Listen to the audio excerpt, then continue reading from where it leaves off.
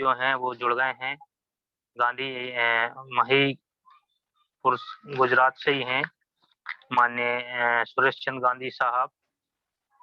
मैंने उनको को-होस्ट भी बना दिया है। आप अपने माइक को ओपन करके अपनी बात को कंटिन्यू रखेंगे। माननीय सुरेश चंद्र गांधी जी, महिसागर गुजरात से।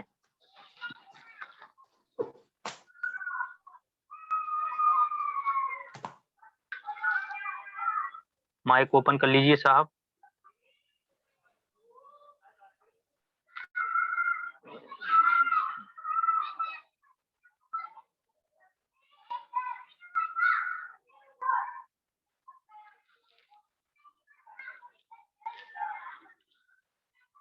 माननीय सुरेश चंद्र गांधी जी महिसागर गुजरात से हैं।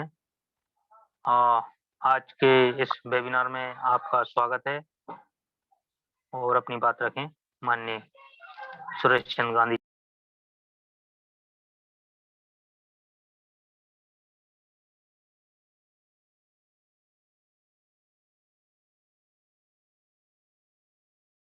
गांधी साहब, यदि आप तक हमारी वॉइस पहुंच रही है तो आप तो आज के जो बहुजन सफरनामा के वर्तमान नायकों की जो श्रृंखला है उस पर अपने विचार व्यक्त करने के लिए मैं सादर आमंत्रित करता हूं कि आप अपनी बात रखें माननीय सुरेश चंद्र गांधी जी।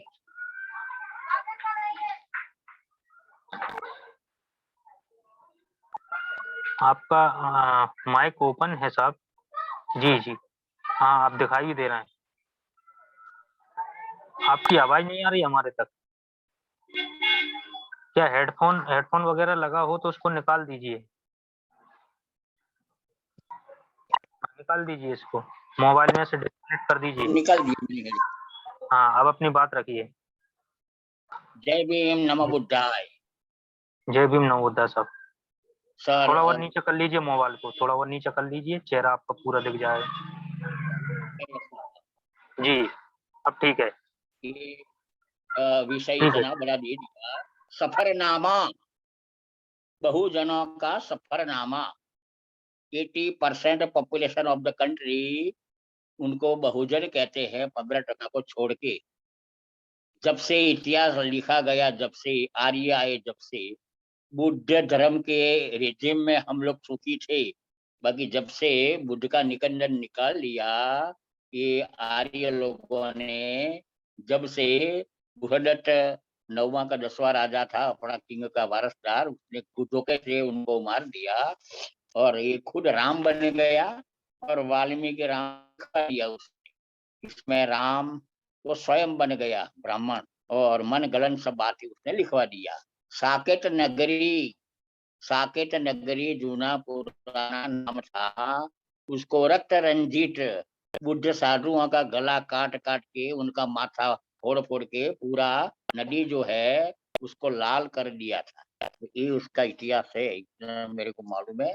अब आज की तारीख में बाबा साहब आम्बेडकर साहब आए, ज्योतिबा फुले आए, साहू जी महाराज आए, इतने बड़े बड़े ये देश में पैदा नहीं होते तो हम, आप और हम ये वेबिनार में बात नहीं कर सकते। इनकी मेहरबानी है। डॉक्टर साहब बाबा आम्बेडकर से लेके ये ज्योतिबा फुले से लेके और बड़े बड़े जितने भी आए सबको मैं सादर नमन करता हूँ। आपका जो ये आरबीएम राष्ट्रीय बुद्ध महासभा के जितने होद्देदार है, ऑफिस बेरर्स, ये सभी को मैं नमन करता हूँ।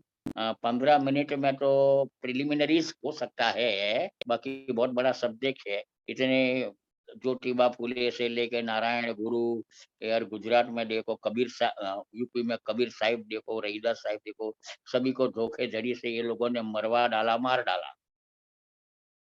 वहां तक कि राजा किंग अशोक को भी ये लोगों ने पीछे से वार करके कैसा भी करके उनको, इनको जो भी आदमी होशियार लगता है उनको उनको मरवा डालते हैं।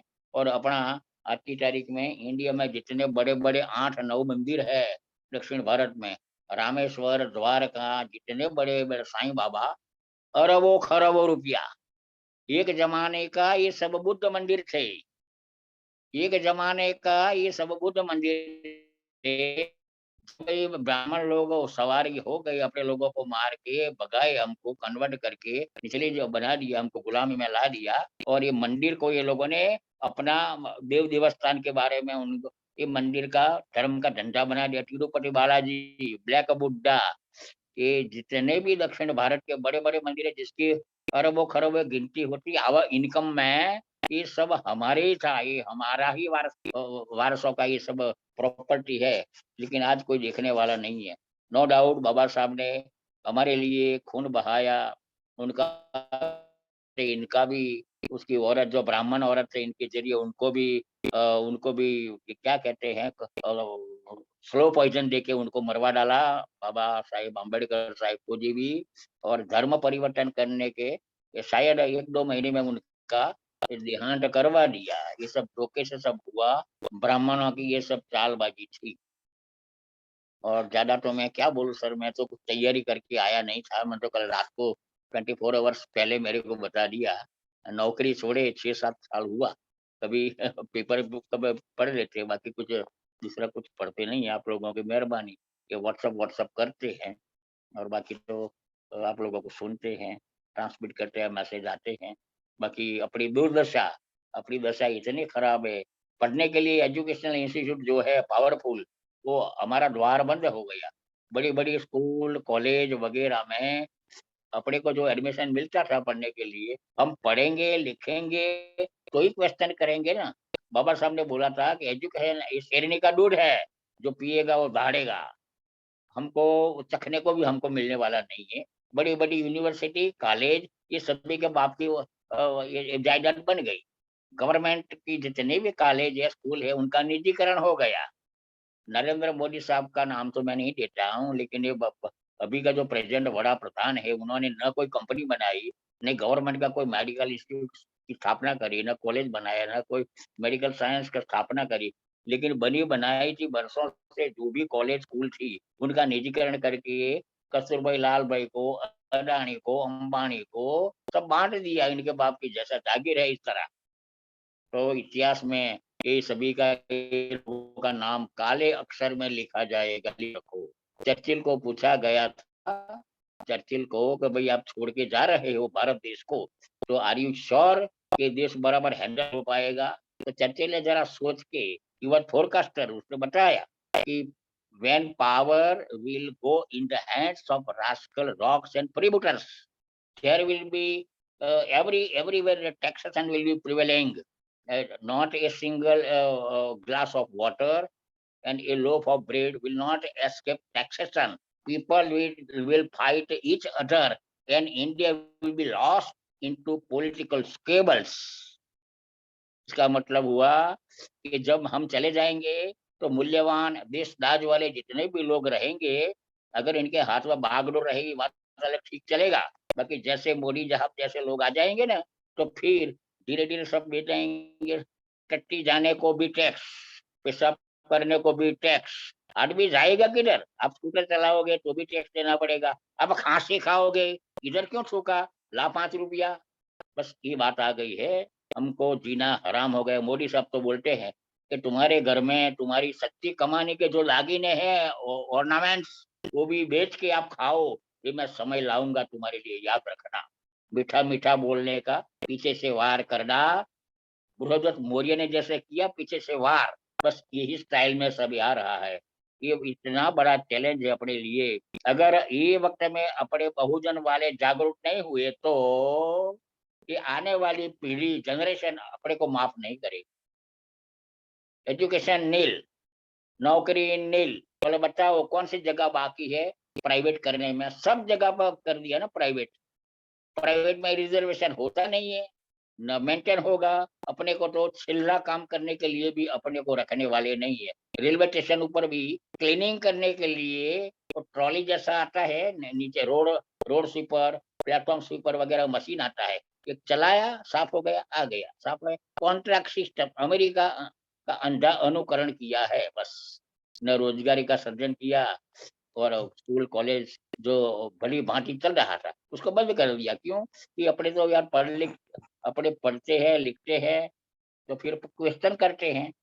सवाल करते हैं तो उनको दुःख लगता है। अपनी महिलाएँ, अपनी बहन बेटियाँ पढ़ के कॉलेज में डॉक्टर बनती है, इंजीनियर बनती है, रिसर्चर बनती है, स्कॉलर बनती है, उनको अच्छा नहीं लगता है। बस ये औरत कहाँ से आ गई? तो जी ये सभी का दुश्मन बन गए हैं और अपने लिए तो बहुत खराब समय आ गया। इसका सॉल्यूशन बिल्कुल आना चाहिए। क्यों ना अपने ये एक छोटी-छोटी जमात राइट फ्रॉम ये बॉटम में ये जो स्लीपर क्लास है, फिर बुनकर लोग हैं, एक कोबलर है, रोहित वासबा है, ये सब अपने सब एक होके जहाँ तक इंटरकास्ट मैरिज नहीं करेंगे, एक-दूसरे को गले नहीं लगाएँगे, वहाँ तक कुछ होने वाला नहीं। ये भी मेरा भाई है। इतना अगर लागनी हो जाएगा तो कुछ काम बनेगा। बाकी आप यूपी के हो, मैं बिहार का हूँ, खलास हो गई बात। ये लोगों को डिवाइड एंड रूल अंग्रेजों की पॉलिसी नहीं थी, ये लोगों की पॉलिसी थी ना। डिवाइड एंड रूल ब्राह्मणवाद का ये बीज था, अंग्रेजों का बीज नहीं था। इनको तो खाली बदनाम किया। आज़ादी हमको नहीं मिली, आज़ादी को तो ब्राह्मणों को मिली ना सर, વધારે शोषण करने के लिए।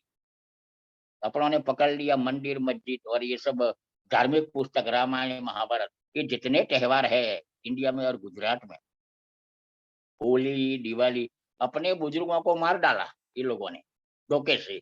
और हमको कहते हैं कि ये तुम्हारा त्योहार है। त्योहार यानी तेरी हार, यानी हमारे बहुजनों की हार, किसके सामने? मनोवादियों के सामने हमारी हार। फिर भी अपने इतने गधे हैं, पढ़े लिखने के बाद भी अपने इतने गधे साबित हो गए हैं कि सभी की बातें में हाँ, हाँ करते। होली, हाँ, हाँ, हाँ, दिवाली, हाँ, हाँ। ये इनके पास क्या है? कुछ नहीं है ना। आपका करेंसी आदमी के पास क्या होता है? पैसा। आज की तारीख में आदमी को क्या प्यार है? पैसों का। पैसों का सिंबल इसके ऊपर सिंबल किसका है? किंग अशोका जो हमारे बाप था। राजा अशोका जो अशोक चक्र है, धम्म चक्र, वो बुद्ध धर्म की देन है ना। बुद्धिज़्म में अपने लोग खुश-खुशाल थे, अपने सब चमन बहार था। बाकी जैसे उनका निकंदन पूरे एशिया में से भगा दिया, बर्मा गए, वो पूरे वर्ल्ड में चले गए, 16-17 कंट्री में आज की डेट में बुद्ध का दबदबा है। और इधर इंडिया में बोले बुद्ध को कौन पूछता है? ये मोदी कहीं-कहीं भी जाता है, तो राम, लक्ष्मण, सीता, कन्हैया के नाम पे कोई फूटी बादाम भी कोई देता नहीं है। और धीरे से एक मूर्ति निकालता है और टेबल पे ऊपर रखता है बुद्ध भगवान की मूर्ति। हम बुद्ध के कंट्री से आए हैं। तो बरसों तो डॉलर, पाउंड, यांक सब उनको भेंट सौगात में मिलता है। किसके नाम पे मिलता है? भगवान बुद्ध के। और इधर आके उनका उपयोग क्या करता है? अडानी, अंबानी हमारा गला काटने में, उनका भला करने में। ये 7-8 बरस का रिकॉर्ड आप देखो। वर्ल्ड रिकॉर्ड का आईएमएफ और वर्ल्ड बैंक का भी मानना है कि जितना भी पैसा था पूरे इंडिया का, ये प्राइवेट लोगों के पास पहुँच गया, 15-20 परसेंट लोगों के पास पहुँच गया और पूरा 80% लोग गरीब हो गए। इसमें नोटबंदी भी आ गया, जीएसटी भी आ गया, इसके जितने भी स्टेप ये लोगों ने लिया, अपने के अगेंस्ट में ही था ना ये सब। बंच ऑफ थॉट्स, वो गधे ने एक पुस्तक लिखा था बंच ऑफ थॉट्स, नाम गधे का भूल गया, आरएसएस वाला। उसमें लिखा है उसने कि ये इनको मास प्रमोशन दिया जाए, उनको बुद्धू रखे, उनका जो क्लेवर आदमी है ना स्टूडेंट उसको ज़्यादा पढ़ावे नहीं और इनको नापास करे बार-बार उनको मानसिक प्रताड़ित किया जाए ताकि आगे जाके कोई स्कॉलर वगैरह बन सके नहीं, इसीलिए ये सब कामकाज हुआ। आगे मेरे को तो बहुत ज़्यादा बोलने का प्रैक्टिस नहीं है, आइंदा मैं होमवर्क करके आऊँगा बॉस। जितना भी मैं बोला, थैंक यू, जय भीम, नमो बुद्धाय। आप लोगों का मेहरबानी, मिलते रहेंगे। जय भीम, नमो बुद्धाय। साधु, साधु। आगे बहुत-बहुत साधुवाद माननीय सुरेश चंद्र गांधी साहब। आपने तो बिल्कुल हमारे जो आज तक के मैंने उद्बोधन जो सुने हैं, उसमें तो आज तक इतनी बातें एक साथ नहीं सुनी है। आपने तो आर्य जो जहाँ से आगमन हुआ था, वहाँ से शुरू करते हुए अशोक और पूरे हमारे हमारे बहुजन महापुरुषों के होते हुए और वर्तमान परिस्थिति में माननीय हमारे वर्तमान पीएम साहब तक आपने पूरी गाथा हमारे सामने प्रस्तुत कर दी। बहुत-बहुत साधुवाद आपका। जो आपका आज का उद्बोधन था, वह काफ़ी ओजस्वी उद्बोधन था। रुपया, पैसा उसमें सारी चीज़ आपने पूरी इंक्लूड कर दी। शिक्षा, स्वास्थ्य सारी चीज़ें। काफ़ी अच्छा उद्बोधन ये मैंने आपका कम रहा से था। कम 100 प्रोफेसर मेरे मित्र है, 100 प्रोफेसर है मेरे मित्र में। मैं सबको जी, बोला जी। 15-20 आदमियों को कि मेरे को कुछ रिज्यूम भेजो, तो मेरे को ढूँढने का है, कोई ने भेजा नहीं, बस। जी। नहीं, मेरे आपने को भी काफ़ी बुखार अच्छी चढ़ गया। स्पीच रखा। अंग्रेजी, गुजराती सब कॉमन मिक्स सब सब सारी चीज़ें आपने हमारे रखी। कुछ अंग्रेजी में भी आपने बीच में वाक्य कहे थे, तो वो भी जी, जी। हमें काफ़ी अच्छा लगा आपका उद्बोधन। बहुत-बहुत साधुवाद साहब। अ, तो हम विलंब ना करते हुए समय चूँकि हो चुका है, तो हम सीधे आज